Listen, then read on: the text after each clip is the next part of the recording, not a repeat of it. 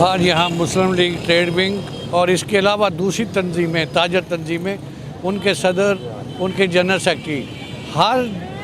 Market کے general secretary اور صدر نے یہاں شرکت کی ہے اور میاں نواز شریف کے ساتھ اظہار یکجہتی کیا ہے اور میاں نواز شریف کے خلاف یہ جو فیصلہ ہوا ہے اس فیصلے پہ اپنی بے چینی کا اظہار کیا ہے۔ لوگوں کے جذبات کو نرم رکھنے کے لیے ہمارے قائدین نے یہ حکم دیا تھا کہ ہم ایک پرامن جماعت ہیں، ہم نے اس فیصلے کو تسلیم کیا ہے، اس کو مانا نہیں ہے۔ مانا اور تسلیم میں فرق یہ ہے کہ ہم نے امن و امان کی فضا کو قائم رکھتے ہوئے اس کو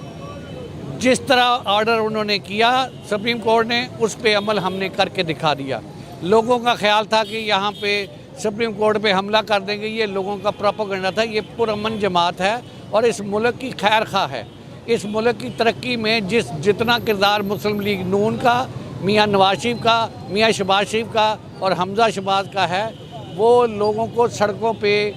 گھروں میں بیٹھے ہوئے، بجلی کی لوڈ شیڈنگ کم ہوتے ہوئے، امن و امان کی کیفیت پیدا ہوتے ہوئے، یہ 2013 اور 2017 اس کے فرق کو واضح محسوس کرتے ہوئے دیکھ رہے ہیں۔ یہ کسی کو بتانے کی ضرورت نہیں ہے۔ اور جب ایسے پروجیکٹ جس سے بجلی ہماری کی شارٹیج بالکل ختم ہونے والی تھی آئندہ مہینوں میں، جو کہ میرے قائد نے وعدہ کیا تھا 2018 کے الیکشن سے پہلے اس کو ہم نے پورا کر کے دکھانا تھا، لیکن اب